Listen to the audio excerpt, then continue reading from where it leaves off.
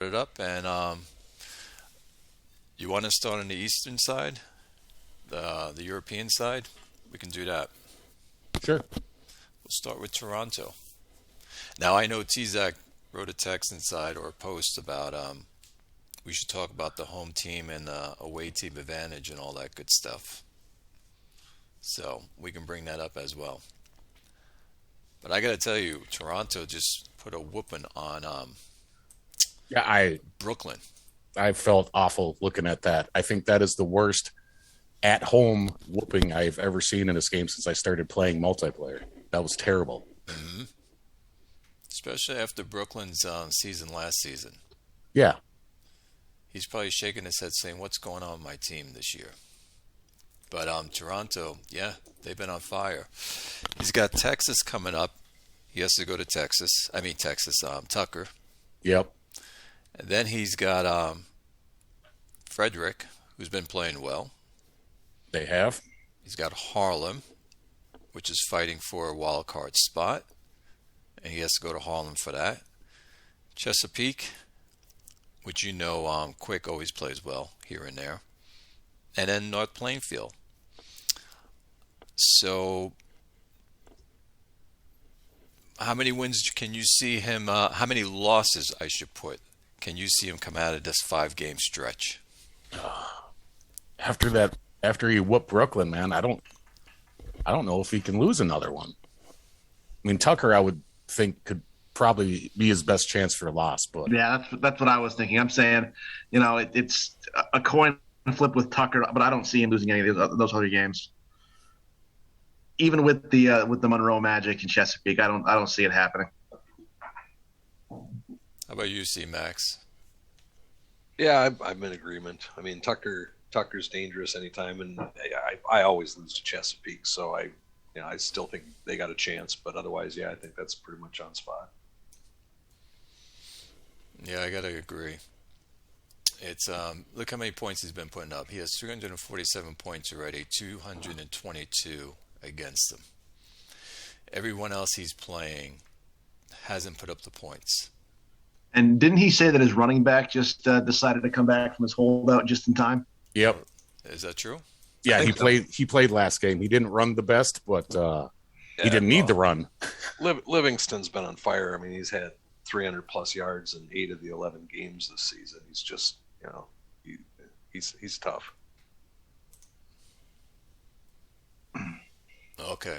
Well, that's Toronto, and so we're looking at them going 5-0, taking the division, and taking the first seed. Then we got Harlem, who's playing for a wild card spot. Ex-Con turned around his team. He's got Orlando coming up. Orlando is 6-5. He's also trying to make the playoffs, maybe a wild card spot. He has to go there. He's got Brother Grimm at Brother Grimm's house, which is going to be a nice game to watch. Toronto, Brooklyn, and Rochester. How many games do you see him coming out of this one with losses? Well, I got to say he's going to lose to me with that garbage Stanley Maroney guy. There you go. His quarterbacks are ugly. I can't believe he's doing what he's doing with Maroney, though. Holy shit. I thought he switched them. Yeah, he did. I think think Mills started the first 3 games. He's got Mills in now. Oh, does he? Yeah, he went back to Mills. Yeah. Oh, okay. Yeah, he did. Mills had I think he had a decent game. Let's see. Yeah, Mills is playing better in his 3 starts than Maroney did, but I mean, neither one of them are asked to do all that much. That's a pretty good game last game. Yes, it was. 13 of 22, yep. 3 touchdowns. And he's not a pass-heavy offense.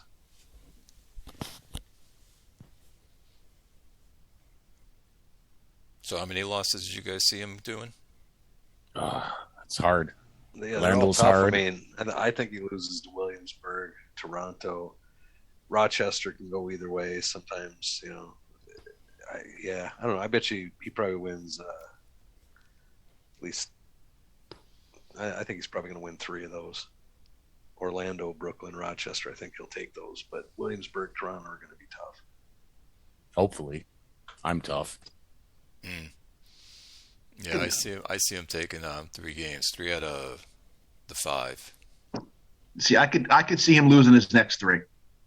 I could see him losing to Orlando. I could see him losing to Williamsburg. I could see him losing to Toronto, and then he could beat Brooklyn. He could beat Rochester, but Orlando's a tough team too. I mean, they are sitting at 6 and 5, but they're tough. So that could go either way for me.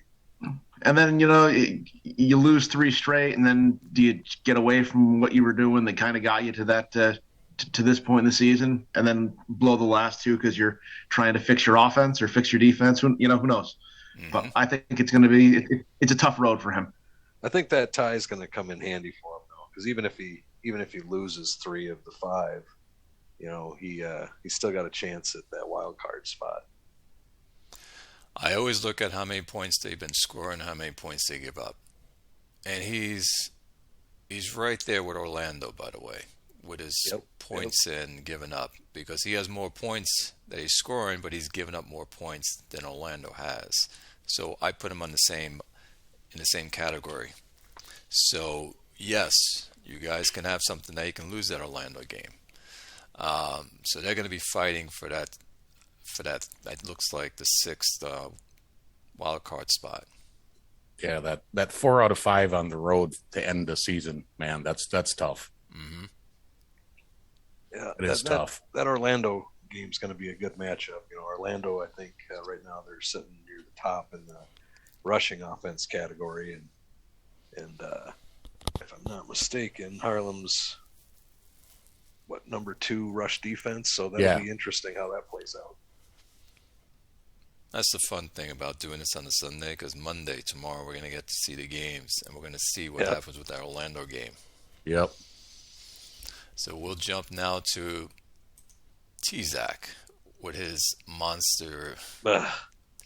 He turned it around, and he's just putting up crazy numbers. 56, 38, 37, 45, and 34. That's crazy. Yeah, with his Billy X Factor Russell scrub quarterback just lighting the world on fire. Yes, he is. Tzac. Where is he? He's 4. And here you go. Here's this guy. 34 touchdowns, 7 interceptions, 7.18 average yards per throw. It's disgusting. Yes, it is. But I got to hand it to him. Yeah, no, I love Tzac, but fuck him.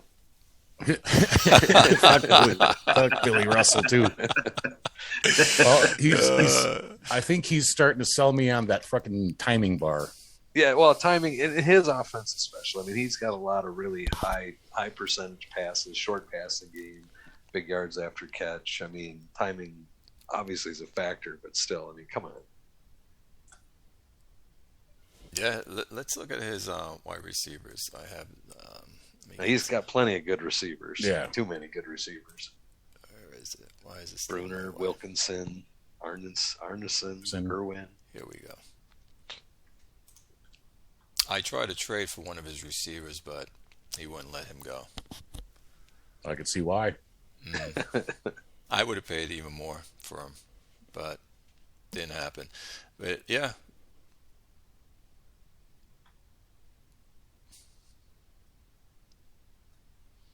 Sucks to be in his division, right, C-Max? Oh yeah, it's I don't generally have much hope. Although I've played him pretty tough when we played. I mean, I think I might have beat him once, and I haven't been back for too long. My team pretty much sucks.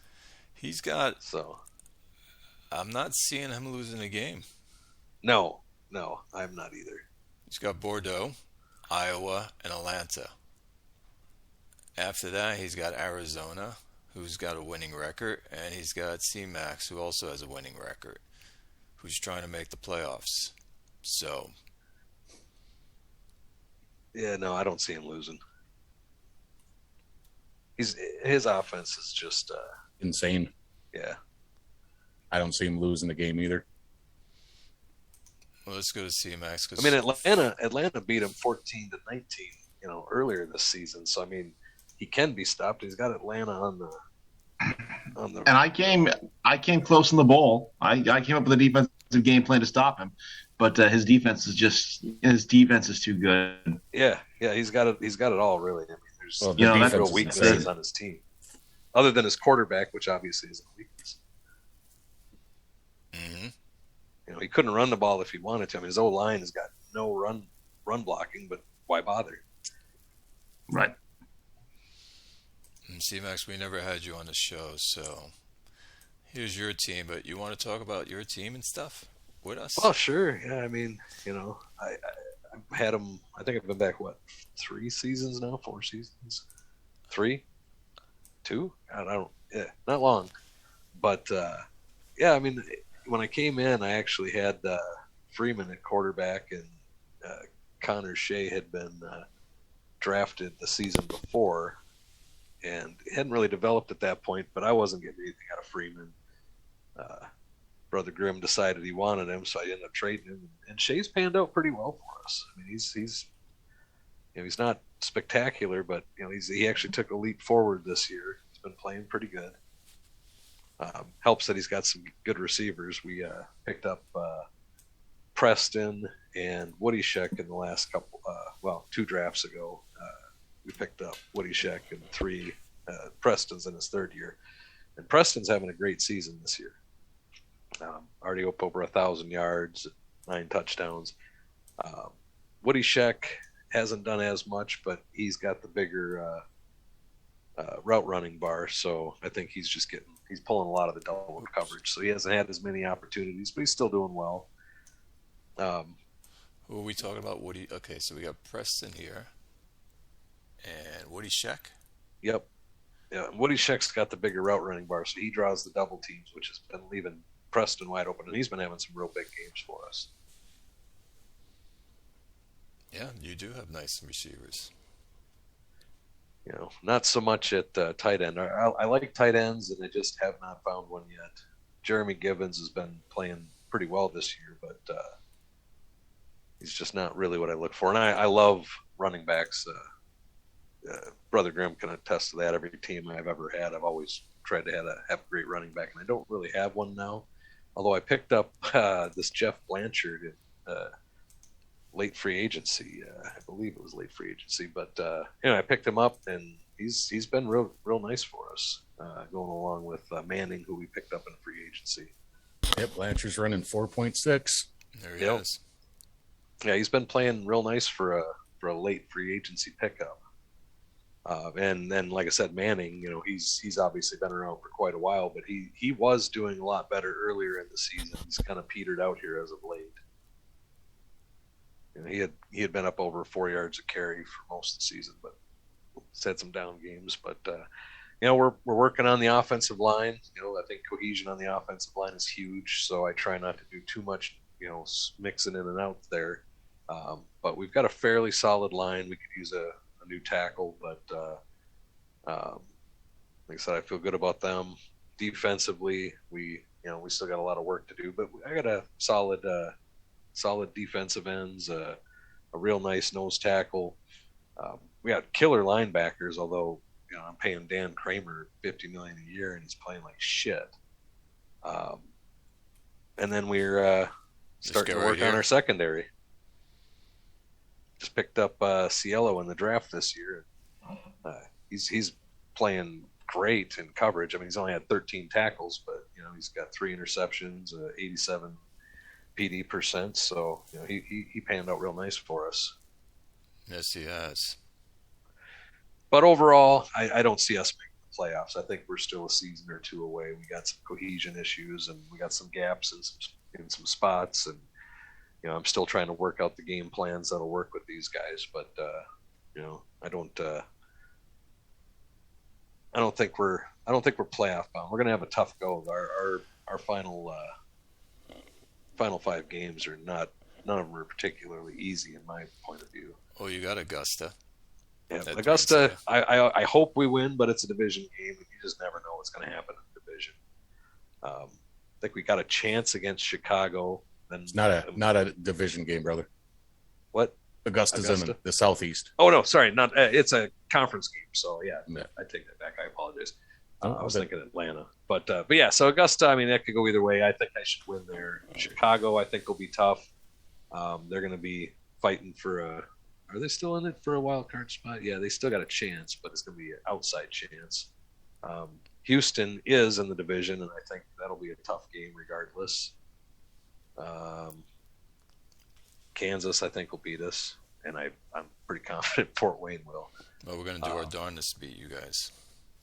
Yeah, I mean, I think we got maybe two of those games, maybe one of those games, but I think we're going to end up right around where I thought we would beginning of the season. 8-8ish. Okay. We'll jump over to Ben's team, Tucker. He turned his team around. He didn't think he was going to be here. He was thinking he was going to be more of a 10-6 team. 10-6. But I have a feeling that he's going to take it maybe to a 12-4 kind of run. That's what I'm thinking in my head. Let's see who's he got. He's got Toronto next. Tough game. We're calling Toronto to take that game. He's got Colorado. You should take him. Yep. Augusta. We should win. He's got Jugs with Oakland, who Oakland hasn't been doing too fair this season. So I think he could take Yeah, I think Oakland. he's got that Oakland, yeah. And then he's got Orlando. I think he'll take Orlando. Yeah, 4 out of 5 at home to end it too. Mm-hmm. Yep. That's a lucky break.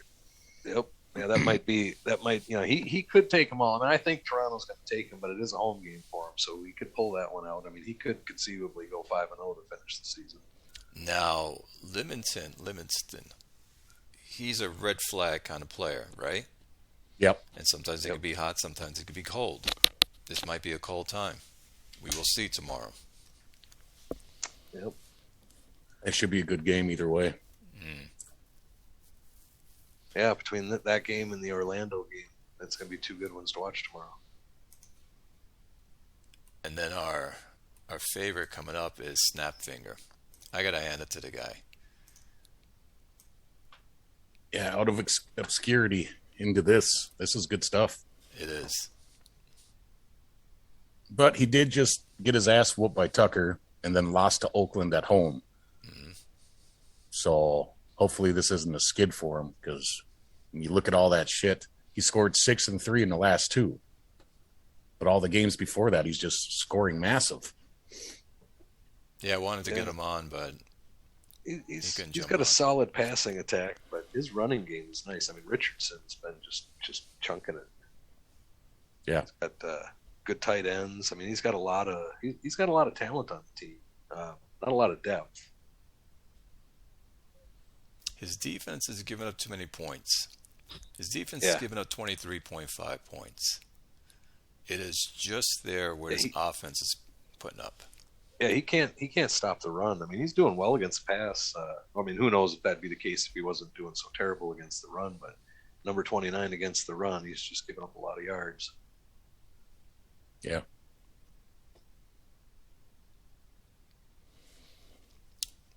Then we have the two other players is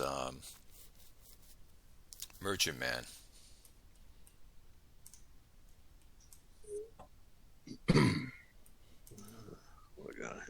Holmes, yeah, he's that running back Holmes. I mean, he doesn't look like much, but he's sitting at 5.5 yards a carry. Yes, he is. He's got Drake playing well too. Yep, Drake's not playing terrible at all. His defense has given up 20 points. His offense has put up 24 points per game. Yeah, sitting at 10 and 10. 10 for scoring offense, 10 for scoring defense. So let's see his teams. He's got North Plainfield. He's got to go there for tomorrow's game. He's got Howie. He's got to go to Howie with Howie's Texans. Then he's got Bordeaux, Moontown, and Paris. So Yeah, I see him at 11 and 5. I think Howie can beat him. But all those other games, I think he can just mow over those guys. I agree on that one. Yep. I'd like to think that I can beat him, but well, I get that. We'll get to you. Vital, yeah, Vital's coming back. Last game, Norm Shaver he was banged up. He was kind of on that questionable list for 2 weeks. So I used him sparingly and kind of missing your starting quarterback, even though my backup played pretty well. I think not having Shaver in last week's lineup really kind of cost me. So if I can keep him healthy, I'm at that point in the year now where if I can stay healthy, I might have a shot at a run. But if people start getting banged up, it's not going to be good for me. What I like what Matt's doing with his team, Merchantman, he's spreading out the ball to all his receivers.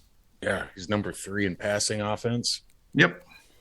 But Maxwell and Busey are studs. Yeah, exactly. Maxwell and Busey are great. He's getting great production out of the running game. I mean, when you can run like that and you got that kind of receiving talent, I mean, Drake's definitely benefiting from it. Good for him. Let's see what happens tomorrow. Now we go to Julio. So Julio, by the way, in Houston and Orlando, all in the same boat, actually. As well as us.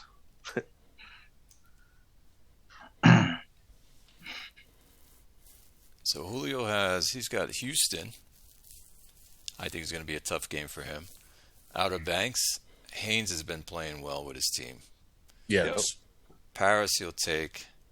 He's got Howie at Texas, which I think Howie will win that game, and Bordeaux, which Julio will win. So I'm looking at Julio. 1, 2, 3 games.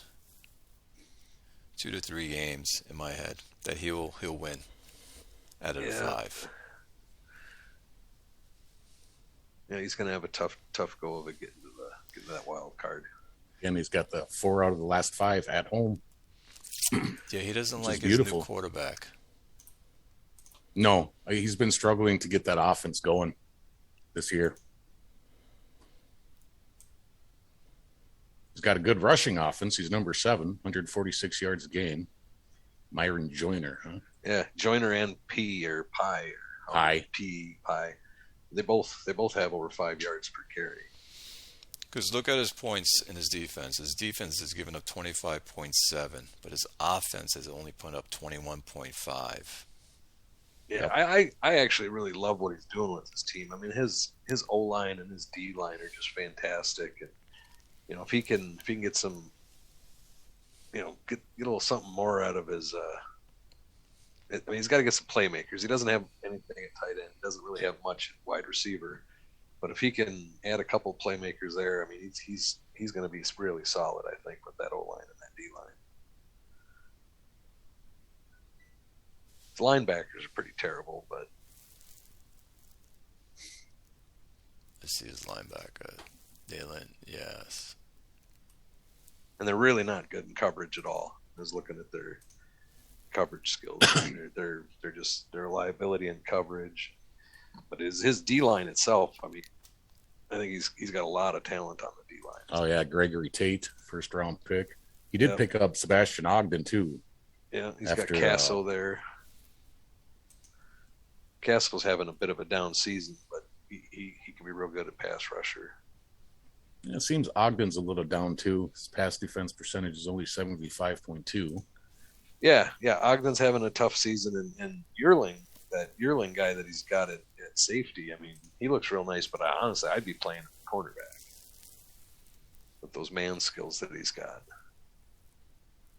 And maybe he is. I guess I haven't looked that deep into it. Yeah, if you go to the you go to his team page and you click on starters, and it's got him listed as the starting third cornerback. So okay, well, yeah, I mean that makes sense to have a guy have him play in that nickel spot. I'd be willing to bet you if you dug into it, he probably has him playing a little of both. Probably nickel in some situations and safety in others. But yeah, I love his man skills. I'll be right back, gents. Got to grab a drink. Yeah, go grab it. I see him. He's just having problems with his quarterback, and once he gets that quarterback in place, and like you said, C-Max, he gets a couple of playmakers, he'll have his team in contention. Because look where he is right now, and he doesn't have his playmakers, and he's in second place. I don't see any quarterback having that much success with the lack of weapons to throw to. But add a wide receiver here and a tight end there, and really he's set up pretty nicely. I think his quarterback could do a lot better. He wouldn't necessarily be a liability if he had some options to throw to. Let's just look at really quick Orlando, since Orlando is in the same boat as Julio. So Orlando has Harlem. He's got Oakland, Snapfinger. He's got Malpal, and he's got Ben. So he's got 1, 2, 3. He's got 3 games that I can see him losing, and 2 games I can see him winning. Yeah, he could end up 8-8 as well. That would put him right around where we were thinking Gothenburg would be. I'm sitting at 6-4-1, trying to fight for that same spot, and honestly, I see myself. Like I said, I think maybe winning 2, so I might end up eking it out in that battle just based on the tie. Maybe 8-7-1. It's going to be a close race. Well, no, actually, I think Harlem and Snapfinger will take those wild card spots. I think we figured both of those teams would win enough to put them above that 8-8 mark. So.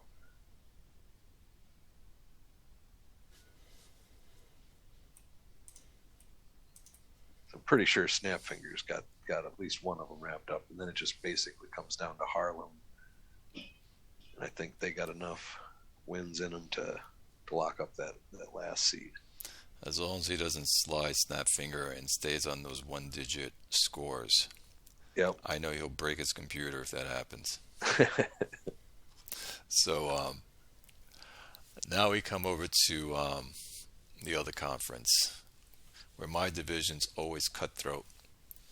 It's just always fighting just to get to the top spot. So I have going in, I have Brooklyn tomorrow, I have Houston, I have Iowa, so everyone is away. San Antonio, I got UC Max, and I have to go away, and then I finish up at home against Arizona. It's always tougher on the road, but I don't know that it makes enough. I don't know that it makes enough of a difference to give you too much trouble with that schedule. I think you can take Brooklyn. I think you probably beat Houston, Iowa, us. Where's Arizona sitting? Too much money. Yeah, Arizona will be a tough one for you, but I mean that. I think you still end up with at least 3, probably 4 wins, for sure. But you could conceivably go 5-0 from the looks of it. One thing I noticed with my team, I played well on the road. So I'm hoping that ties over this season. That is crazy. 4 in a row. Wow. I know. Yeah, hey, one shout out to the European Conference. Hey, welcome new guy in Paris and Elf, my man. What the fuck happened this year? Yeah, well, what's his name? Way 34. What was it? Yeah, Way T34. Way T34. Welcome. All right, sorry about that. That's okay. So the thing I like is that we've been holding teams. We have teams down to 17.3. Yeah, game. That's awesome. And our points scoring is 25.9, so I was able to get that into effect. Yeah, your defense is playing great. Your offense is putting up plenty of points. Like I said, I'd be surprised if we win at least 4 of them, but I'd put my money on 5. I think you're going to win out. Got a real good chance of it anyway. How's Morrison doing? Is he sacking again like he did last year? He right now is 9.5. No, so he'll get double digits. Yeah. Gotcha. He slowed down, but yeah, he's picking up again. What a beast. Now we have Arizona, who's fighting for a wild card. Or first place. What am I even talking about? Yeah. I was going to say, what are you talking about? So, yeah. Nothing wrong with game confidence. behind He's you, got man. he's got a lot tougher schedule. That's confidence right there. I like that. Yeah. Confidence. Yeah. Yeah, Arizona's got a tougher schedule from the looks of it. They got Williamsburg and Fort Wayne. All away games. 4 out of the last 5 away. Wow. Yeah. Yeah. Brother Grimm, I'm counting on you. Hey, I'm going to try to help you, brother. Mm. I honestly can't even believe we're 8-3. So, but we'll discuss that later. Yeah, he's got 2 games away. Atlanta, I got to tell you, Kev played the hell out of me. He played me tough. Yep. He would have tied me if he didn't miss the extra point. Yep. Yeah, they're not a bad team. I still think Arizona would take them, but Chicago, that's gonna be a tough game for them. Williamsburg, obviously Fort Wayne is Fort Wayne. Then you guys, I already called you to win that one, so yeah, they're gonna have a tough go of it. Yeah, it's a bummer for Kevin that Harold Norris decided to get suspended. So I think he was counting on him this year with that cohesion. Who got suspended? Harold Norris, Atlanta's quarterback. Oh. Yeah. But Arizona always jumps out. Mac always jumps out of the gate, and it's just like on a roll. And then at the end, he gets the tough schedule that he's fighting hard. He's always a tough competitor in this division. Yep. Then we'll go to because the Chicago's the same like everyone else. So I'll jump to Chicago, which is, you know what? I'm going to wait because Red Zone's going to be jumping on. We'll go right to Howie. Howie with his Texans. Texas, I meant.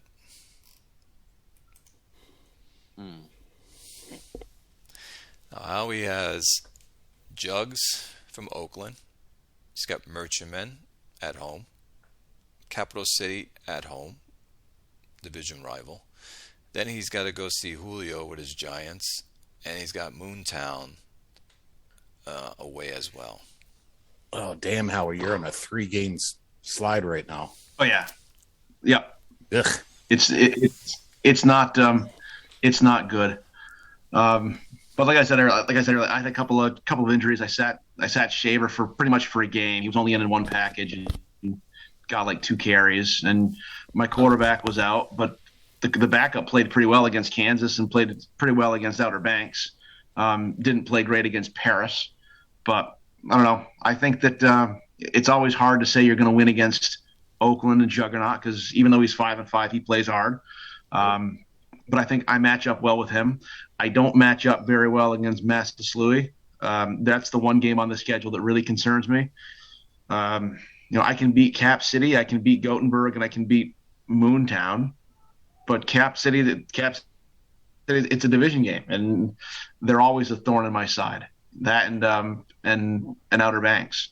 In fact, C-Max, I was very happy when you left and you left my division because you're the one that really kind of started my my Outer Banks jinx. Like I can have a good team, but you beat me every single time. And it was so frustrating. And it's glad to have you back, and I'm glad you're in the other conference. Yeah, I don't know why we always had success against you guys because we really were pretty terrible for most of the time that I had them, and I had them for a long time. But that in and of itself, I think, was a victory because prior to me, I think Outer Banks, was pretty well jinxed with nobody wanted to keep them. Yeah, they called it the Outer Banks jinx before you got there. Yeah, if you look at their hit, man, yeah, look at their history. I had a few decades there, but I never really did anything good with them, which is kind of my status quo, I guess. Every team I've had in every league I've played in, we've been mediocre to good, but never real good and never real bad. So, well, you did all right there when you had Dexter Hutton. Hutton? Yeah. For like what, 2 years? 3. Okay. Made the playoffs twice, 9-7 his last season. Yeah, well, he wasn't, like I said, mediocre to good, but never real good. What really killed me this season is the fact that the trade for Shelby got nixed by the commish early on. Yep. Because I really, if you take a look at my safeties, they're getting old, their bars are dropping. So I was really looking to kind of revitalize the secondary in the offseason. And so I wanted to get him to play strong safety because I liked I liked his profile. And then I went hard after a bunch of safeties and some D-backs in free agency, and I got all the targets that I wanted to, but they all took huge drops in the preseason. So much so that one of the safeties that I paid a boatload of money of guaranteed money for, I ended up cutting him because he wasn't. I needed the roster spot. And he wasn't going to see the field for me. Yep. Which was a big kick in the nuts, and it. I got away with it a little bit early, but in the last couple of games, especially against Kansas, I didn't play the pass as well as I normally have in years past. Same thing with Outer Banks. They just couldn't get off the field on third down. Damn. And in hindsight, I'm really kind of glad that didn't work out with that trade because Shelby's been playing spectacular this year. I mean, way better than I anticipated that he would. Yeah. He had last 2 seasons he didn't have any interceptions and he had a 77 pass deflect rating. So I was ready to move on from him. This year he's got 4 interceptions and an 84.2 rating. So I'm kind of glad in the end that it didn't work out. But at the time I was irritated, not so much with Ben, but just that I didn't get to move him. Yeah. And then followed up by you taking every target I had in free agency, which apparently worked out for the best. That worked out better for you as well. So Howie's got the number 2 pass defense in the league. He's holding people to 189 yards. That's insane. Yeah. He's just like Howie's just like me though. You do well and you still bitch about shit. Yep. Right. But I think that number is a little bit misleading because some of these, I think some of the games. I held people to 198, 160 something yards passing, but then you give up a game where you go, 206 yards passing, but then they score 3 touchdowns. And that was the thing with I think Outer Banks. You think he threw 3 or 4 touchdowns against me. Same with it wasn't so much the passing that beat me in Kansas. It was the scrambling. Yeah. McConnell. Yes, he likes to scramble a lot. Inside the red zone, he tucked the ball and put in 2 scores. So no, actually against Outer Banks, brother, you had Max Dillon threw 1 TD and 3 interceptions. Really? What game am I thinking of? I don't know. Only 210 yards. Maybe I'm getting leagues confused too. I got so much going on. Yeah, that could be. I feel your pain, brother. And then I was going to say your backup quarterback is a keeper. Yeah, no, and like I said, playing, like I posted on the board when I got beat by you, is I'd like to, say that, if I had my starting quarterback in there, I had a chance to win that, but I got beat. Ballman played, he played lights out. We'll see what happens. I don't know if Vital's got one more year left in him or not, but we'll see how he plays down the stretch. So what do you guys see Howie taking with his 5-game stretch? Let's see here. There's a couple of coin flips, but I think I see him taking at least 3 of those. Yeah, I think I don't want to say it, but I think a loss at Oakland. Are you starting Vitali again or? Yeah, he's back in the lineup. That maybe makes it a little bit different, but Oakland still has a shot at their division. So I don't think Jugs has given up. But God, man, that could be a loss. I think he's going to take Oakland. I think the only one is against Merchant Man he'll lose, maybe. Yeah, Mass Lewis will be tough, and I think Capital City could be a problem just because I know how that division is. No, I think he wins Mass Lewis and CPC. Might lose at Gothenburg. It just depends on how hard Julio goes at it the next few games. And then Moontown, I think he got. But Yeah. Just because it's a away game. But damn. Yeah, kind of an enigma team, really. If he takes 4 out of the 5, he'll be 10 of 5. I think he takes the division, regardless of what 10 of 6. the ending record is. I think he's going to be able to take the division. And 10-6 is right where I predicted myself. Yeah, Mm-hmm. yeah. I can see 10-6, maybe 9-7, but I still think it's good enough for the division.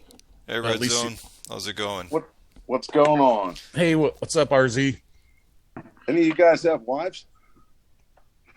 Have what? Wives. Wives? Yes, No. Yeah. yes, I have a wife. No. So you know what honeydew means. Mhm. Oh yes, I have a long list of those. I was married before, but no more honeydews for me. No, none for me. It's okay. It's done. I was a good husband. I've been putzing around while listening to this, and my wife was in bed an hour ago. So There you go. That's the best place for him. Thus, the single nature. Yes. Oh, what's the old saying? Don't get married. Just find a woman you hate and buy her a house. That sounds terrible. Now, this is a good friend of mine. They're married, but they have separate houses. Oh, He has his own house, she has her own house, and they see each other, and then they go to their own homes. Who? that sounds like a good gig. That's what that's the way they like to live it. Who does that? A good friend of mine. Really? Yep. Her husband has his own house, and he's buying one in Miami. She has her place here in New York, and they see each other, and then they go off on their own stuff. It's the new way. I could get down with that. Yeah, I was could gonna get say, behind that for sure. That I mean, seems that pretty sounds- reasonable to me. Sounds like a new interpretation of open marriage, but hey, Well, think of it this way. We all have our living habits, right? And so, as long as you're still doing your thing together, what difference does it make if she's at her place and you're at your place? I agree with that. what's the now old adage? we're off of football here. Yeah. I don't think this is that kind of show, was it? Yeah. People will be listening and go, I thought I was listening to football. Why are we talking about Yeah. Everybody's swinging. marriage? Clay, I'm sorry. I didn't mean to come in here and change the whole theme. How you doing, Red Zone? It's good to see you. Good to hear you. So what we did was we started with Toronto, Harlem, on that side, Tzac, Ben, and now we're on our side. We're going to come back to your team. We just finished up with Howie with the Texans, and what we're doing is just going over the teams for the first and second division winner maybe, and also wild card teams. Now we're looking at Haynes' teams, Outer Banks, who's fighting for a wild card or first Division. place. And he's got Quick at home. He's playing at home. He's got I hope he beats him. Julio at home. He's got Moontown at home. But then he's away for Paris and he's away for City Blues. Let's get his team up. Now, he's been playing well as well. Yeah, he's been putting some points up lately. He's been giving up a lot of points too. I think he's going to struggle in that respect. Like the last 3 games, 34 points, giving up 28, 34. I think Chesapeake will be able to take him. Yeah, if Monroe does his thing, Jesus. Yeah, Gothenburg, I think's got a good chance. And then, again, kind of a crapshoot. I think he'll take Moontown. Probably take Paris, but then Capital City. Again, divisional game. You just never know. Yep. But And your brother will be pissed if he wins that because it will screw up his draft pick. Oh, his quarterback has a hyperextended knee. Oh, Max Dillon. Oh, shit. So he might be out the next 2. Yeah, Wow. yeah, that's gonna make it tougher. Well, I already can't see him losing those 2 regardless. Well, who's his backup? Quinn Nichols? Who's started 3 games this year already. Oh, when did he get? Maybe he started the last 3. Huh. He's a rookie. It takes time for a rookie to acclimate. Yeah, 49%. Ugh. That's why he's going in the tank lately, because QB. Yeah, that's why I'm thinking Texas has got that top spot wrapped up. But Well, see, Howie paid me the last time we predicted this division. I picked Outer Banks, and he went on to win it. So he paid me to say the same thing tonight. So I'm going to pick Howie. So you look at his points he puts up, 276 points he's put up. He's given up only 251. So, but he lost his quarterback for 2 weeks, minimum. Yep, at Bordeaux. That just happened last game. At Bordeaux is when he lost Dylan. Yeah, that's going to be a tough one. That puts a damper on things. He could conceivably still start him. It'd be dangerous, and I don't see him playing. He's doubtful, so he probably wouldn't anyway. But he's got that moderate risk for re-injury. Yeah, that's tough with the QB. I mean, what do you do? I would play him. Just put him in. I had a player, C-Max, with that. See, at his injury, age, I might put him in. He did re-injured it, and he was out for like another 10 weeks. Yep. See, that's just it. But Yeah, I don't F with that shit.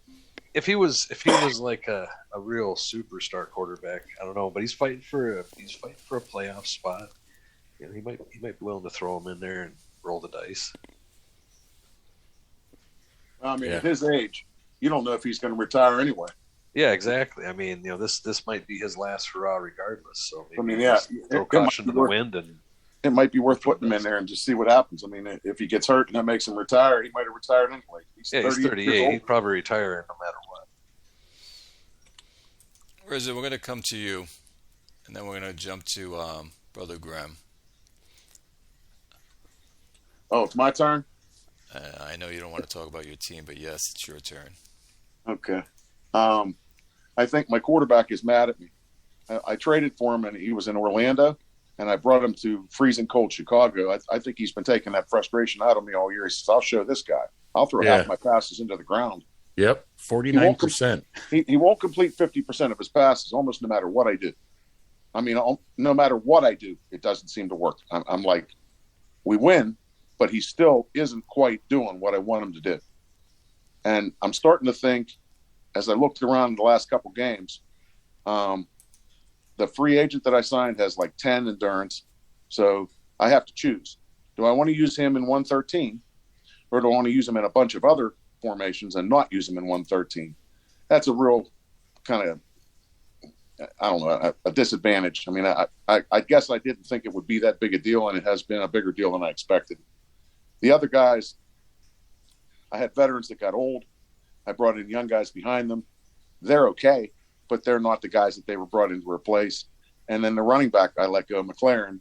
He got old. I let him leave. And the two guys that I have are decent, but, you know, they're not setting the world on fire either. Our line has started to slip a little bit. I mean, so I think the talent around him has something to do with it too. I mean, I keep blaming the game plan and going back and trying to figure out how I can make this all work, you know, get my mad scientist hat on. But I just don't think that's the case. I think that we're looking at a deficiency in talent. And, you know, when we lost to Iowa, no offense to Iowa, but that was a game we had to win. And when we lost that one, I knew this season was probably in the toilet. When I saw that and I woke up and I'm like, no way. But that was wonderful for me. Well, I think your offensive problems, RZ, is your cohesion. You bring in a new quarterback and a brand new wide receiver down in the tank. You're down there with Paris and Gothenburg at the bottom with 48. So that's an look at your O-line. I can't imagine why you're not running better. You got 100% on O-line. Yeah, the cohesion's there, but there is a little dearth of talent in some of those spots. It's the left guard Banks has been slipping. There's a right guard that I moved from tackle a couple seasons ago. What the hell is his name? He's in here somewhere.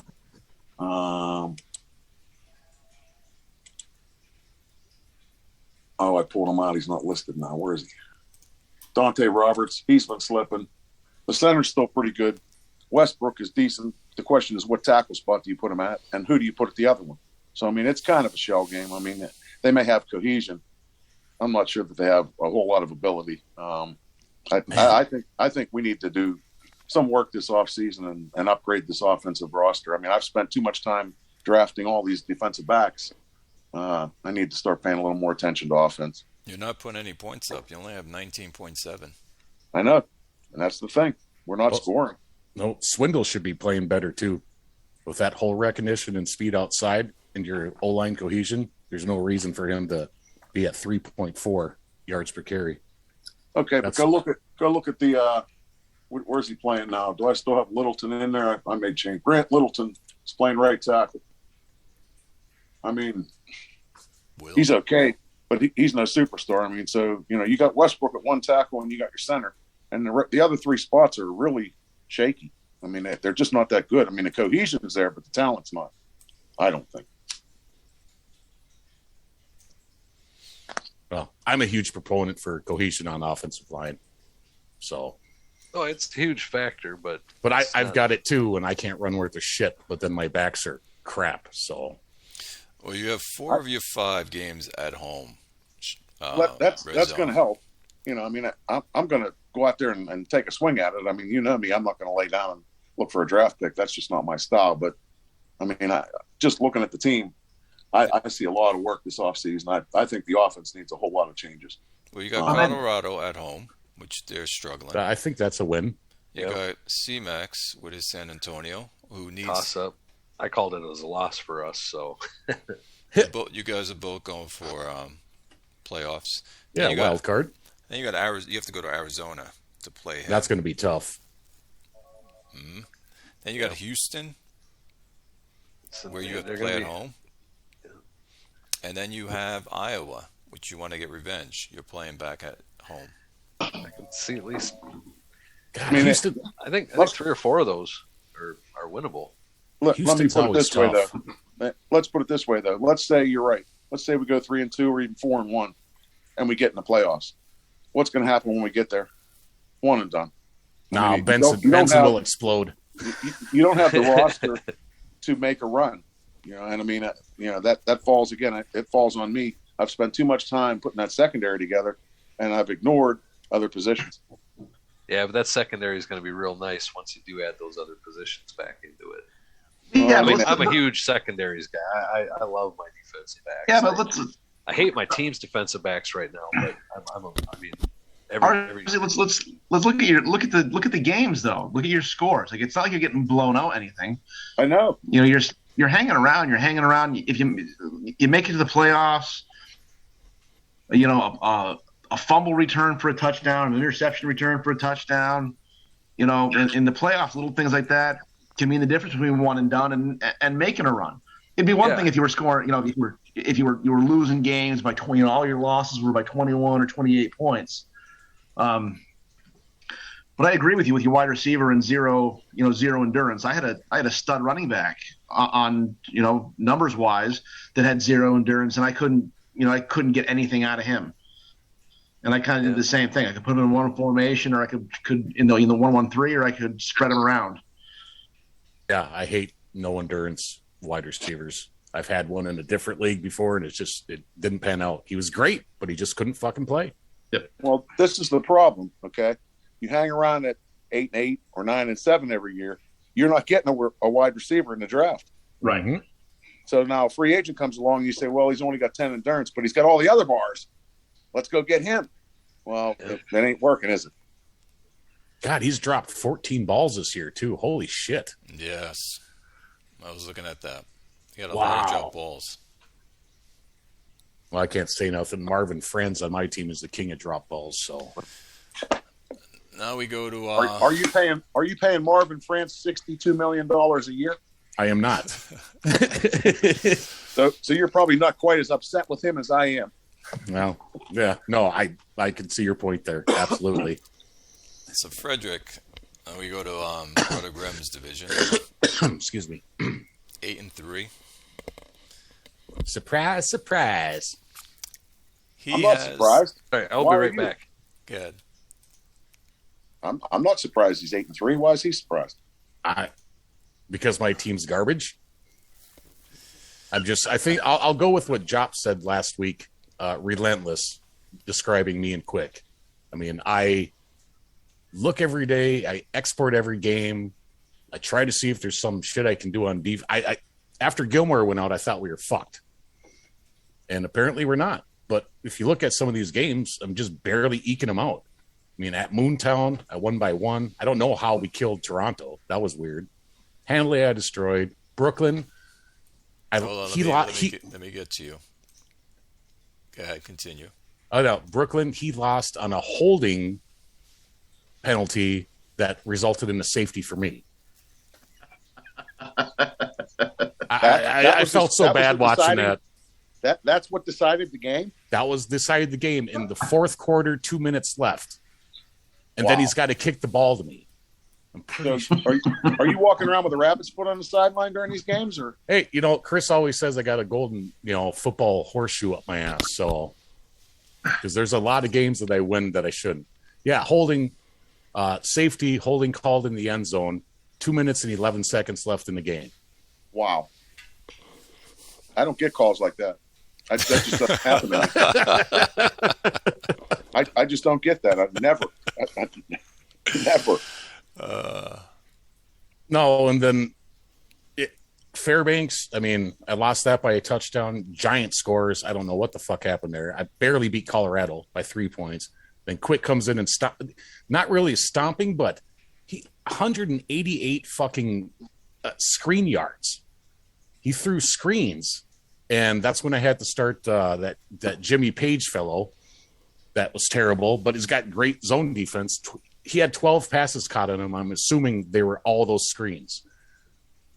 Let me check the box because he had 18 screen passes. I think he completed 16 of those. Yeah, but after that game, you turned it around. Well, yeah, because fuck Quick. You went head to head with Menace, who has the same record as you. Then you played Rochester. Oh no, here it is. Them. Here it is. 12 of 14 on screen passes for 188 yards. That's just, and all of that was caught on my. So your weak side linebacker. So that's apparently how you they cover screens. What? You did that on purpose? You game planned that way? Well, I look at people's offenses and see what they do, but I didn't have a choice in playing this other linebacker because Gilmer was injured. So, but he pretty much had 12 passes caught on him and Quick completed 12 screen passes. So I'm pretty sure your weak side linebacker. I don't know if Quick changed anything. I highly doubt it. I think he just plays the same offense. But 12 out of 14 on screens can't be his regular game plan. I don't know. I guess I'd have to go look at that. But I know all 12 of those were caught. Or my weak side linebacker gave up. So, wow. If he exploited that well, I'm afraid of him. Well, but then but he doesn't know where I'm going to start the guy. Right. But if you look at him, it makes sense that he's 5'10", 223 pounds. He's going to play weak side. I don't know if Quick goes that deep. But well, you got Arizona at home. It's going to be a good game. Yes, we need you to win. Red Zone would need you to win. I'm sure. You got Harlem. I'm not looking forward to that one either. Because Maroney, I gave up on Maroney, and now he's coming back to his 1.5 season home, and I don't like the Brooklyn game.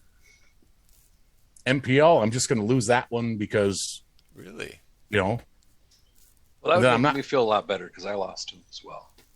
He's just, we always got to look at MPL because they always got this great defense. Maybe it's kind of fallen apart. It has been the last 2 seasons.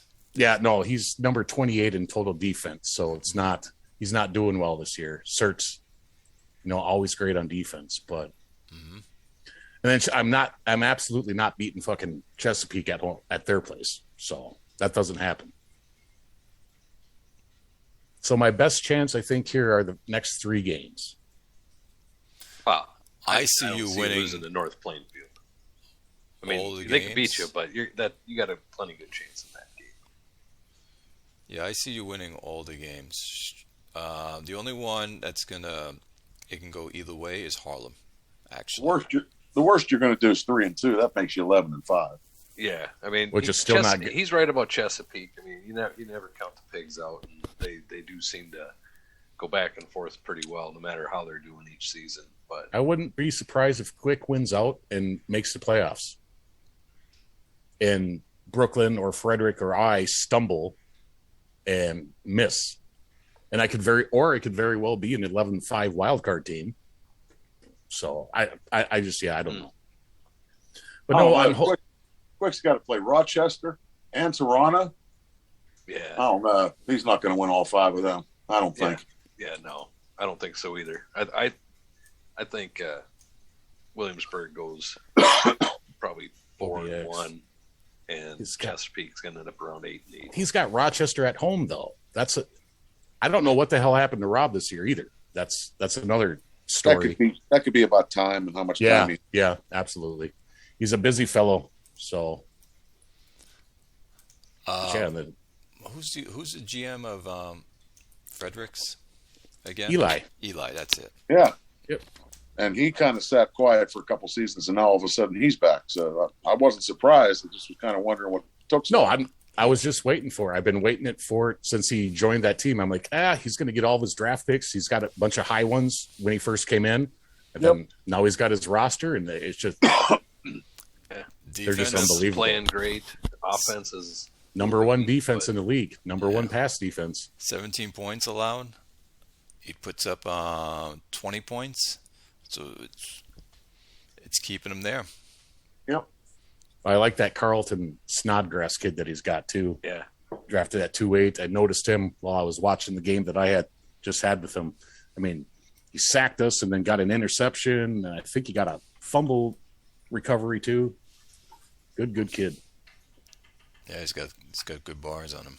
Yeah, that guy was on my my draft board, and he sniped him right before I was going to take him. Yeah, and he's a red guy too, so he was on my list. He's got 3 games away: Capital Blues, Toronto, and Chesapeake. Those are 3 games away. Then he's got to play Rob at Rochester at his own home, and he plays Brooklyn at home. That's a tough schedule. He's got Cap City. I think he loses to Toronto, loses to Chesapeake, because I know Mike's going to listen to this and try harder.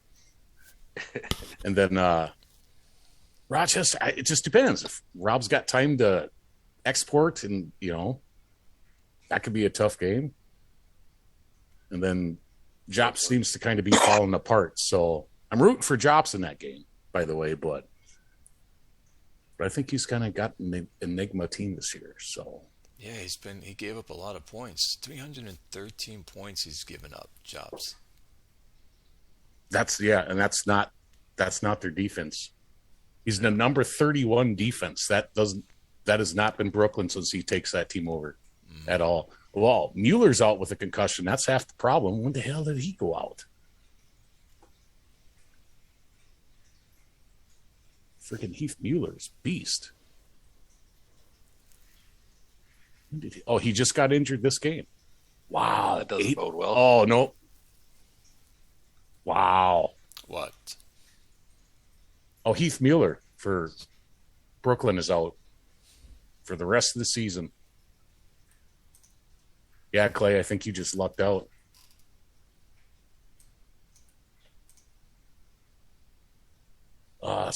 Norbert Spencer is out too. Oh, wow. I just went to take a look at something because I noticed that Mass Luis is somehow in first place. Yeah. You remember our discussion about long passes? Yep. His breakdown for the season, 265 short, 108 medium, and 54 long. So he trimmed them down, huh? Seems like it's working. Yeah, short passing game. I mean, that's Tzac lives on it. I'm trying to do that with my guy. Yeah, me too. That short high percentage passing game. Well, he replied to that thread. He said, "I am listening." I thought, okay, well, what does that mean? I mean, apparently, he was listening. Geez, 70% completion on those 265 short. Yeah. Wow. Yep. High percentage passes. Yep. Hopefully I'll for be that right yards back, after gentlemen. catch. I mean, it really depends on whether that's successful or not. Depends on whether you got guys that can do the run after the catch. Yep. That's why it works so well for Tzac. I mean, he's got those 4 wide receivers that are all just excellent, and they're just busting those for big gains.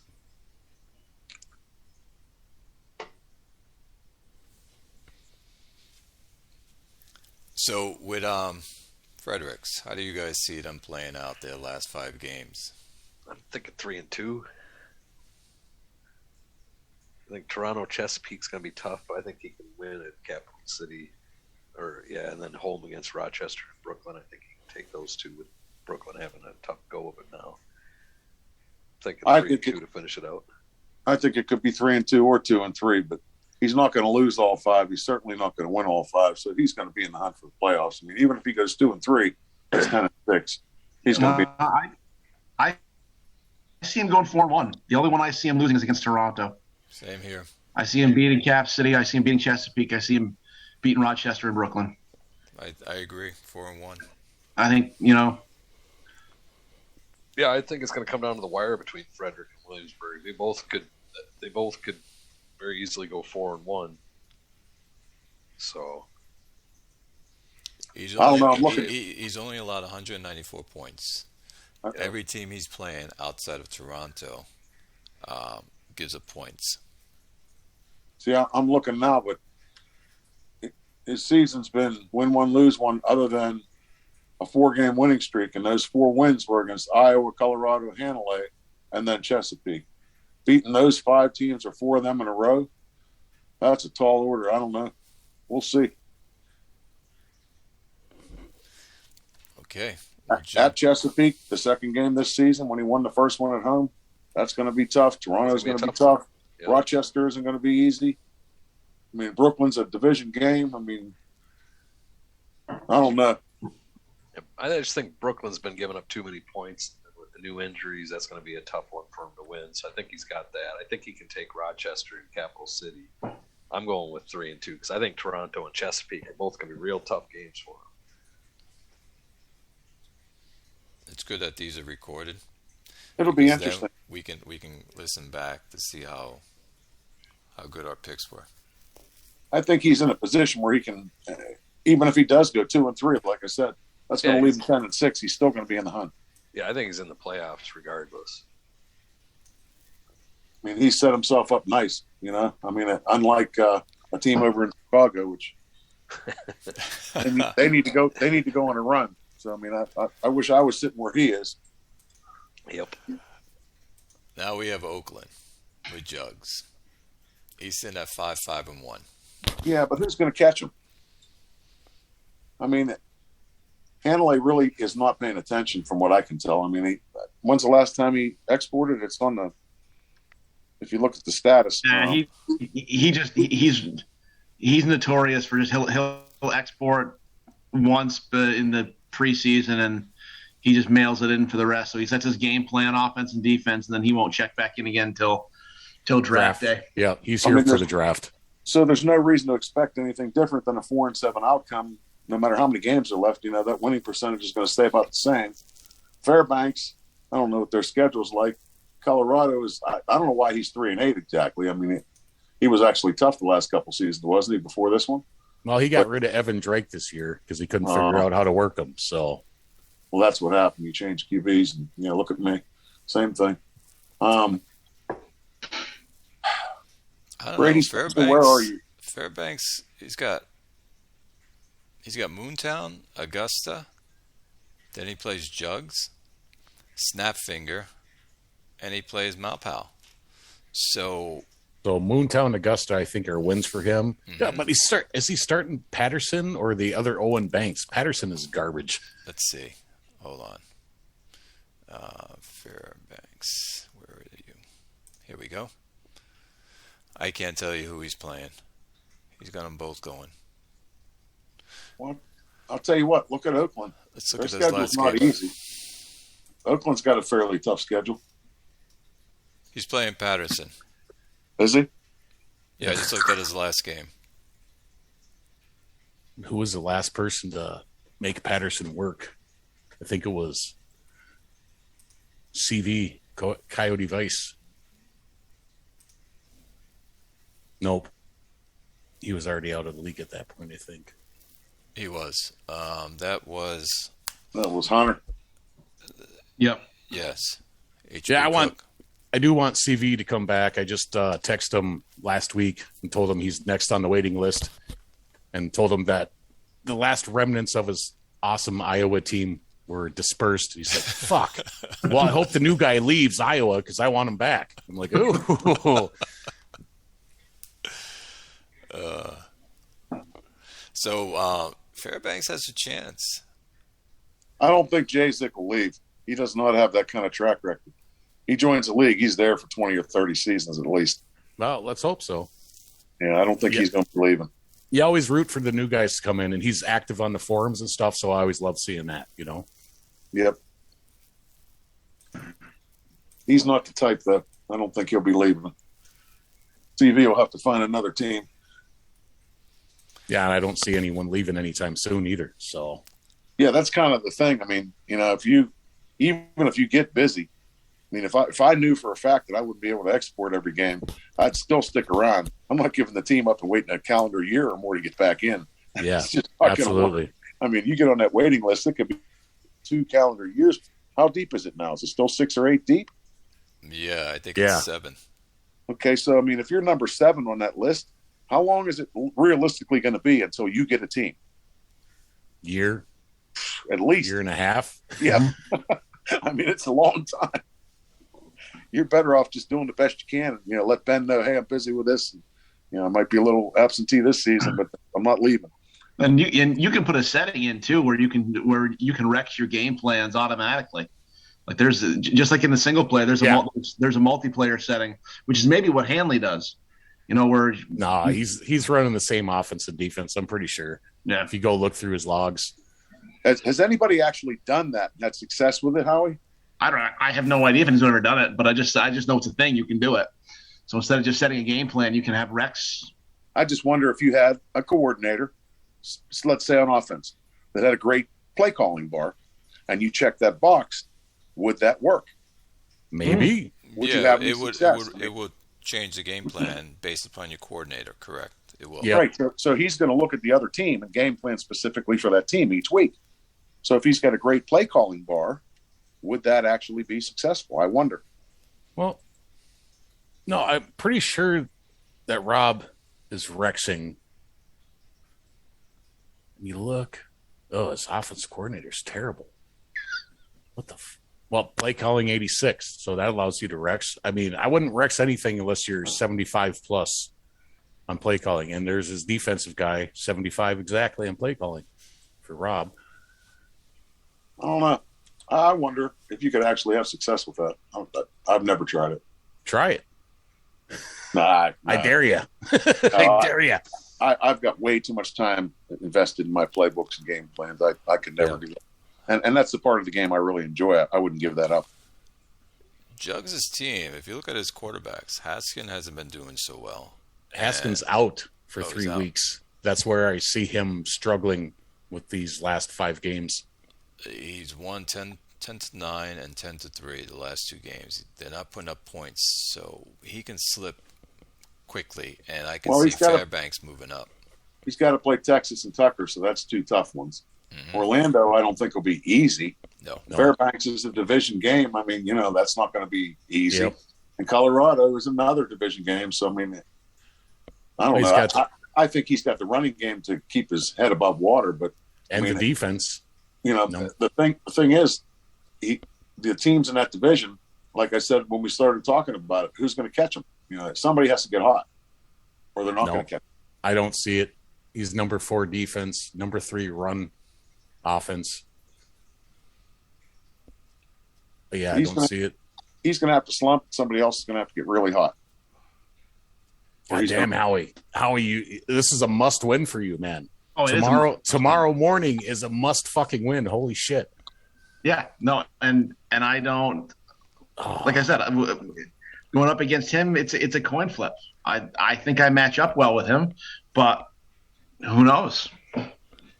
What's your run defense? My run defense is pretty solid. I like my linebackers. I like my defensive line. Number 10, so you match up well. Plus number 2 pass defense, and he doesn't got a quarterback. Ugh. Damn, I hope you win, brother. So, well, that makes 2 of us, brother. Yeah. Right? But I think that It's fun when you gotta like scratch and scrape your way to the top just to get there. Because then it makes the game fun. Yes. Because you earn the right to be in the playoffs. I am. When are you posting this, Clay? It usually takes a day for it to process, so it probably won't go on until Tuesday night. Because I am selling out to stop his run. If he's going to beat me, it's going to be because he threw the ball at me. There you go. We'll say that. No, just keep your free safety deep. So Keep your free safety deep, man.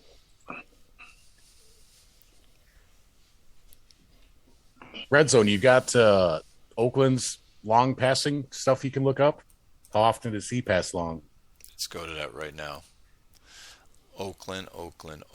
Where are you? Here we go. 22 times.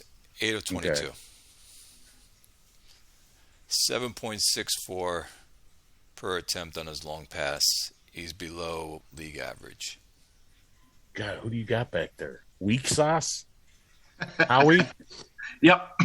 Right, great zone defense. Yeah. Oh, That's all you need for a free safety. And all I play, I usually only play cover 2, but I'm buzzing.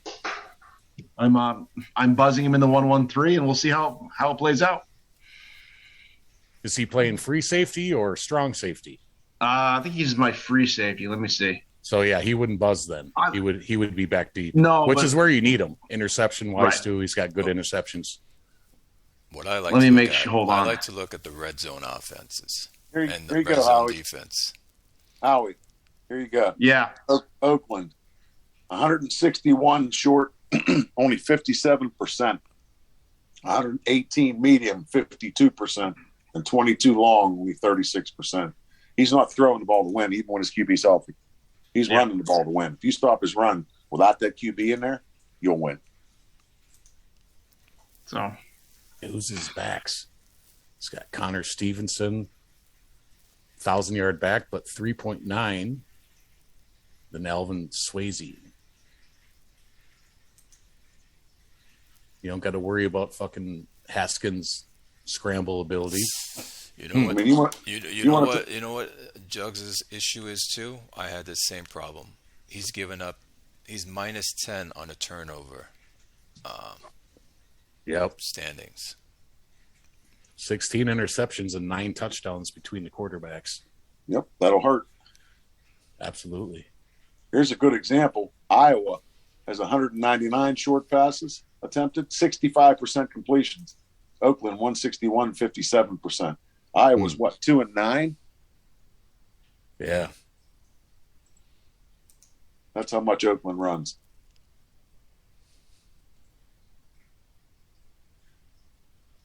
Damn. Now, this is good to look at. So let's look at all Monday's games for the teams. All right. We'll start with Toronto. Toronto, who do they play? Just pop Tomorrow. up. They play Ben. So Toronto with their passing, they're 68% on short passes. They're 56 on their medium passes. And they're 41% on their long. But they put up 12 yards per attempt on a long pass. On the site. They're about 3-point-something points over the league average on long passes. Well, that game could be for the number 1 seed, depending on what Fort Wayne does. Yeah, that's game of the week, too, on the website. Tucker's favored by 1.5 points. Tucker's not good with short passes. He's better with his long and mediums.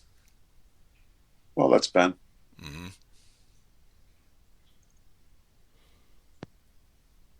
I mean, there are people that play that. You know, they're not worried about the percentage of completions. They're worried about big chunk plays, scoring, getting ahead, making you come chase after them. C-Max, your long passes are pretty good. You're 44%. I try not to do it. Try not to do it too much, but we've had some success with it. You're 9.4 on long passes attempts, higher than the league average, and you're 8.03 on medium passes. The league average is 6.99. Nice. Kind of arm does Shea have? But your Look at short that. passes, you're struggling with 63% on your short passes. Which is really what we're trying to focus on is short passes. It's been a weird. Yeah, if you look at Shea, though, I mean, 78 on screen passes, 38 on short passes, 0 on medium passes. So I can't imagine why. Well, your receivers probably do that. 100 on long passes, 96 on deep.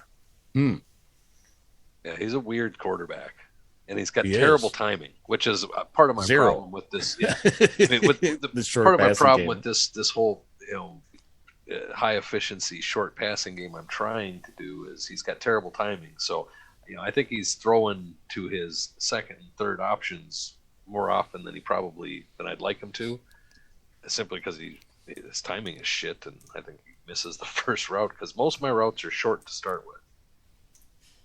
Well, at least you got wide receivers that can kind of handle that load Yeah. and help out a little bit. Red zone, your quarterback is doing awful. He's 61% on short passes at 5.74. I told you, he's mad. I He's, moved him out of Florida and took him to Chicago. He doesn't like the snow. He's 45% medium. He's just under the league average at 6.54. He's 29% on long. Oof. He's 6.77 on average when the league average is 8.39. I mean, the only thing he's done that is I could say is a positive is he hasn't thrown a lot of picks. So I was worried about that when I got him because he had a history of throwing some interceptions, and he hasn't done that. But, dude, get the ball in the end zone a couple more times, Let's see where you are in the red zone. In the red zone for your team, you are... Look at my games. Look at my schedule. You're 4.7 for red zone, meaning that out of 35 times being down there, you only got 19 touchdowns and 11 field goals. Yeah, look at my scores. We lost by 7 to you. We lost by 5 to Chesapeake. Atlanta. Howie beat us by 14. We lost by 7 to Iowa. We lost by 7 to Tzac. I mean, they're all 7 or less. And most of your wins are the same way. You're winning by small margins, too. A lot of close games. So, I mean, we lost to Fort Wayne 34-27, and 27 is the most points we scored all year. Yeah, well, and holding them to 34 is pretty impressive. I mean, his quarterback still had 5 touchdown passes, which is, again, disgusting. Fuck you, Tzac. I love you. But that was actually a really good game. I mean, that's a loss, but that's still a good game. And Snapfinger, let's see where his quarterback is. He's still hanging around, huh? He's 8-3. Yeah, he's still hanging around. So he's not doing good on short passes. Well, wait a minute. He hasn't played very well the last 2 weeks. 45-6 and 10-3. 9 points in 2 games. No, that's bad news. Who are we talking about? Snapfinger. I mean, that's. So his I short think that's what passes happens is 65 when you run into and 490. So he's under the average for short passing attempts. He's got 58% for medium, and he's 8.01, which is good for medium passes. But he's at 26 for long, and he's 7.07 for attempts, which he's under, again, league average. Well, I know he said in the forum that he didn't do anything. He's got the same team as last year, and he said that he didn't do anything different than last year, and now he's winning. So I think this might be an elf type situation where it's, he's basically going to do an anomaly season. Yeah, his players got tired of losing. Yeah, and then he'll take a back seat next season like Elf. Season. I don't know why Elf isn't doing better this season. I don't get it. I don't know what folks do, but to go 12-4 to 4-12, that's unacceptable. Unacceptable. And look at Merchant Man, his quarterback here. We went over it. Yeah, he's 70% for short. He's over the league average at 6. He is 61% for medium passes. Very nice. And Nice. he's at 9.13, which the league average is 6.99. And he's 33%. League average is 32, by the way, percent for long passes. He's at 10.19 attempts, and league average again is 8.39 for long passes. So what's garbage Freeman do? He's not good, but he keeps trying to win. all right, we'll start here. League average for short passes, by the way, is 66.1. You are 55.9. Ooh, gross. League average for attempts is 5.50. You are 5.16. So your short passing is disgusting. Yep. Medium passes is 52%. You're at 46%. 6.99 is attempts. You're at 7.27. So you're better there. All right. League average for long, 32%. You're at 28%. And 8.39. And you're at 7.52. God. Well, and don't blame it all on Freeman there. No. Part of that's your crappy receivers. Well, yeah, and one point I wanted to make. I redid my game plan, I think 4 games ago, and I went from 47% completion to 57, and then I've stuck with that. So hopefully maybe that gets better. But yeah, RZ, what's up? We need to start a club. We suck at short passing. See how many members we can get. And they shouldn't. Not Texas. It's got to be the fucking timing, man. I don't have any timing at all in my QB. Me neither. I'll tell you what, as soon as I changed, for years I was a big proponent of timing. And then I heard this comment in one of the chat rooms, and I thought, you know what? I went away from it. I think it has hurt me ever since. Yeah, and I have to consciously start thinking about that when I start looking at QBs. Okay. Next QB I get has to have a timing bar. No, if you're gonna throw short passes, you have to have timing. Okay, but what about the short pass? What about the short passes bar? Freeman is 86 for his short passes. I thought that would be something, but his timing's 18. I think it's probably a matter of when he throws the short passes, they're accurate. But if he's got no timing, they're not there when they need to be. He's not hitting them. Yep. You got a guy on a slant. He's got basically 3 seconds for that ball to come out of his hands, and if his timing's off, he's not going to throw that short pass. He's going to go medium or long, which is what I think's happening with my guy Shea. He's not getting the ball out quick enough to go to those short routes, so he ends up looking medium or long on his progression. But you also have great wide receivers, and I do not. Yeah. But Freeman, 27 touchdowns, 13 interceptions. I can't fucking complain. And I'm 8-3. I don't even know what the fuck the guy's doing. I think he's just so shit on for being in San Antonio for so many years, being the number 1 draft pick. He's coming over here and going, hey, I got to play. I think it's a good illustration of how much that chemistry matters, though, because you have the one of those high chemistry teams. I think that makes a huge difference. I have no chemistry on my team. My team's got shit chemistry. I got a decent passing attack, but I can't win games. If you look, though, I'm not really a high chemistry team like Quick and some of the other guys. Well, you're I've got holes. Super high chemistry teams. Holes all over the place. But what it comes down to, what you have to look for is that your wide receivers have to have the same month as your quarterback in being born, and that will get you your higher percentage on completion. That's possible. I'm joking. I just made that up. I don't think that sounds right, but that's entirely possible. Well, you sounded cool saying it, so there's that. You sounded confident. I should have left you sounded confident. That's it. I should have left it like that and posted on Front Office Football Central, and then everyone would be like trying to get all the quarterbacks to match up. Yeah, right. Texas, he's got his short pass is 72%. Nice. Yep. He's 6.04, so he's over that. He's 57% on medium passes. Damn, nice. He's 8%. I mean, 8%. Listen to me. He's 8 yards per attempt on medium, so he's above the average. He's 25 on long, 25% on long, but he's 7 yards, 7.44 on average. You guys want a real eye opener? What's that? Uh-oh. Go pull up the game between Texas and Chicago and get down the game log and look at Texas's offense and look what he did to me. Because I'll tell you what. Okay. He took the things that he and I talked about, and he took things I know he got from R.G. Vecito, and he put them together. And I'll tell you what, his quarterback, he could probably sit on the sidelines and drink a Gatorade the first two plays because he's going to run on first and second down. I mean, it doesn't matter who's handing off. Oh, is it third down? Let me get my helmet. I'll go back in. I mean, and it's always a play-action pass. So it's like, his QB has the easiest job in this league. I'm telling you. Go look at that game log. It'll blow your mind. I looked at that, and I just stopped and turned it off. I was like, you got to be kidding me. And his QB's a stud, okay? I mean, I guess he's got a low-sense rush bar. It doesn't matter. He's running the ball so much, nobody's going to blitz him. I mean, it's crazy. Go look at that game log. It'll blow your mind. No, he's got 258 rushing yards against you. Holy shit. Wow. He didn't have to throw. He just beat the shit out of us. Each of his running backs had 19 carries. And then when he did, look what happened when he did throw.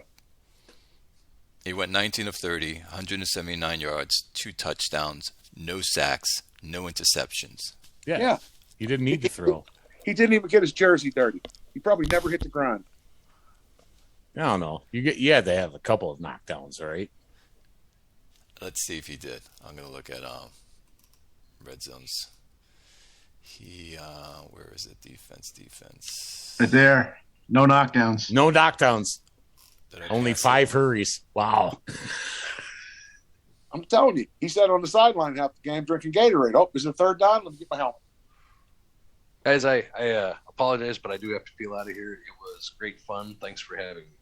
You fucking pussy. Hey, you know what my yes, situation I know is. you have to work. Go work. See you, Max. Be good. Slave. Thanks for coming. Yeah, I appreciate it. Thanks, guys. See you, Max. Good talking to you. Later, Likewise. brother. Later. That was brutal. Red zone. Yeah. Just go up and down the game log. It's the same thing the whole game. He took it to you. Yep. And that is what I'm going to have to start doing. I forgot to look at the game log for Toronto when he. Oh, won what happened to Brooklyn? Yeah, You 60. go look at the lot, dude. Jesus Christ, Here I we don't go. just fucking killed him. On that note, I'm gonna go have a smoke here quick. I'll be right back, gentlemen. Wow. Brooklyn had 14 penalties, 108 yards. I'll tell you what else I think hurt me, Clay. What's that? I'm looking at it now. I have probably 3 years in a row been chasing the best scouting bars I can get in an offensive coordinator. And I decided this year that I didn't care that this guy was an Earhart Perkins coordinator. I wanted him anyway. Well, he's Earhart Perkins. He's got a scouting bar that's probably, 80, give or take, somewhere around 80 from what I'm looking here. But he has no play calling, and he's Earhart Perkins. Let's And look at that. I should not have done that. And he will probably have to go. So it'll be 4 years in a row I'll be changing offensive coordinators, and that has to be hurting me too. At some point, I'm going to have to find somebody and just live with him, regardless. So you think the play I should have calling a spread. is I should have a spread guy there, and I should have a guy that's maybe 70, 65 or 70 scouting, and 50 or better in play calling. And then I think I'd be a little in better shape than I am now. okay. Let's back it up for a minute. Why do you think you should have a spread guy? Let's start there. Well, I believe now this is an opinion thing. Okay, Dog Fan said this a few years ago, and I believe it. I agree with it, and I practice it and preach it. If you look at, it doesn't even apply to Benson. He's a long guy. The spread guy, I think, fits the rollout passers, and most of my QBs are normally a rollout passer. Although I guess I don't know what I'm talking about because here we got a long passer in this case. Mm-hmm. That's what I like is the rollout QB, that style, and the spread coordinator. And that seems to match up pretty well. I also think that the short pass matches up with the spread decent. So I do think you if think you're your looking playbook, like a do you long think your passer, playbook works on your rollout guy? I don't know how that works exactly, but I think there's an adjustment somewhere. I think a long passer is more likely to fit either Smash Mouth or maybe Air Coryell. And then I guess Earhart Perkins and balanced would be what? Maybe your short passers? I don't know. I don't know. I don't go by that. How about you, Howie? What's your take on that? I think that. Well, first off, I run an air. I tried to run an Earhart Perkins in other leagues, and it's hard to do. And I had it with a one was with a long pass quarterback, the other one was with a short pass quarterback, and I couldn't figure out plays or a good game plan for that. I also like the rollout quarterback and the West Coast playbook, which is what I have. If I wasn't running West Coast, I'd probably do a spread.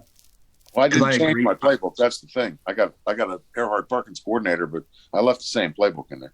Yeah, and I think that's just it's a hard one to do. There are people that'll tell you that matters, and there are people that'll tell you that it doesn't. I don't know what the answer is, but I think just looking at my coordinator, I don't think he's a very good fit for this team. And Richmond, I think I made a mistake. I should have kept the guy I had. Or I guess there were 2 or 3 guys I looked at. I should have went with one of the other ones. Richmond's got 0 play calling, so he's not helping you there at all. No, and I think the Earhart Perkins is hurting me too. Now, does that help the play calling if you're not calling plays? No. Well, what happens in a 2-minute drill, or to hurry up offense? I thought at some point that comes into play. I think. I thought Ben had said something about the high play calling. You're going to get less familiars. That could be. And just like a little bonus on calling your plays if they're high play calling. I know. I noticed something recently. There were 2 times, both of them on 1st and 10 earned, where there were plays called that are in my playbook, but were not in my game plan at all. And he went and called them anyway in a game. That would be his 5 play calling then, probably. Huh. Well, that's interesting. That's a good one to know. Now, who did you have last season? I wish I knew. I don't remember his name. Is it the guy? Is it the guy I have? No, I'm joking. Too many leagues. No, I'll find it. Too many leagues. I don't even know. I just cut 3 leagues. I had to get down to something that was manageable. Last year you played spread. Yep. Omar Summers, and that is now Kansas's assistant coach.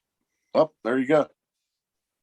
But great bars for that. Good 62 scouting, player development, young talent.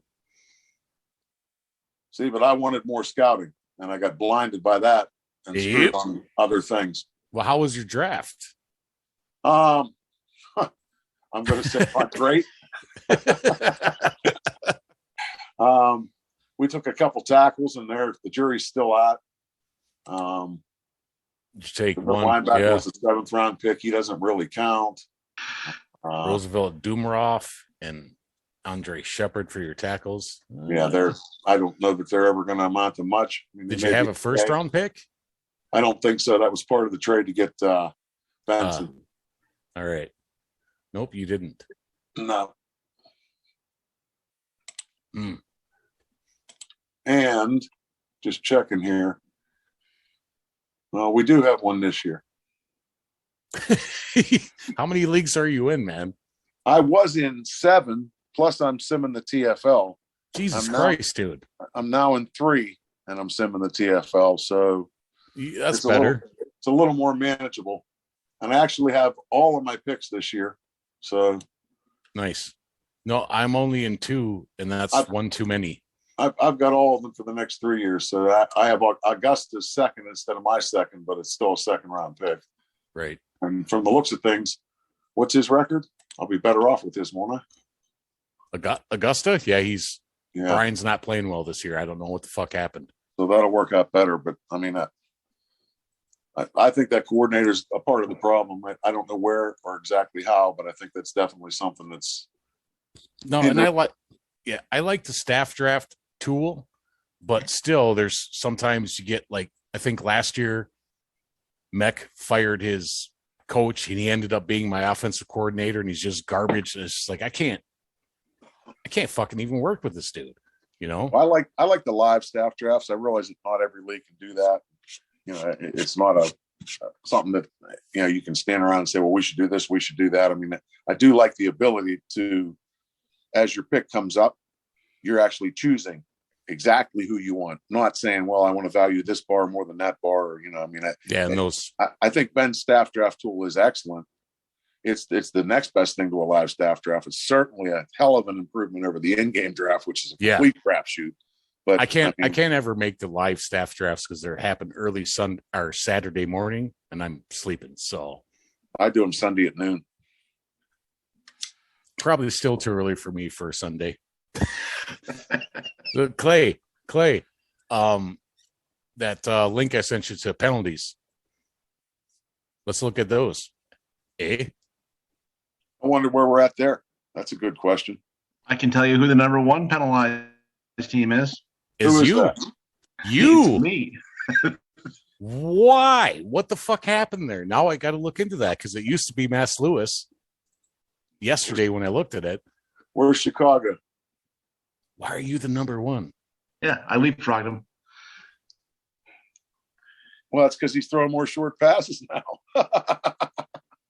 Down, Clay, down. Analysis.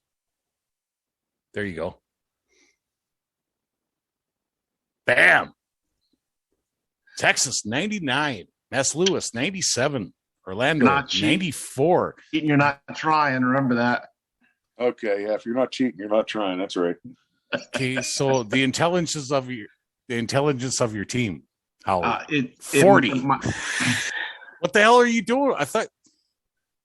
Now I got to look at your fucking roster. My offensive line are dumb as posts. Doesn't matter. The running backs are still gaining tons of yardage. Yeah, no, but those penalties. There was one game where I had a false start, a holding penalty, and a false start. Boom, boom, boom, boom. Done. That's probably a game you lost too. But look at that. I had a first and 50. Julio grabbed on to the fucking intelligence thing 2 years ago, like real time, and never looked back. I mean, look at his shit. This guy. Where's Chicago at? Are we in the middle? Are we at the end? Chicago, where are you? Yeah, in middle of the pack. I was going to say I'm on my phone. I can't read that. It's too small. Yeah, you're middle of the pack. So, yeah, that's... I need to just pull up my screen so I can fucking read it. 66 penalties. Yeah, lower middle. To my 99. But still six. That's still 6 a game. I mean, it's still too many. So here's my question then. The head coach tenure. Does that fucking matter? Yeah, It's supposed to be the discipline bar. Yeah, discipline, but look at, Clay, your head coach has been there for 13 years. You're middle of the pack. You don't have high intelligence, only 43% or 43.7 score. But it's discipline 75 on the coach, the head coach. Yep. And motivation is way up there. I don't know whether that affects that or not. But motivation is a good thing. Ben was just talking about that. Unfortunately, my head coach doesn't have good motivation. He's got decent discipline. He was right on the threshold when I hired him. But yeah, I'd like a little more motivation. See, one of the things I like about the live drafts is you can go say, okay, hey, Ben, you got this fantastic offensive coordinator. I'm going to hire him as my head coach. Now you got to go find another one. Yeah, which he's always at the top of the draft, so he'll hire another one.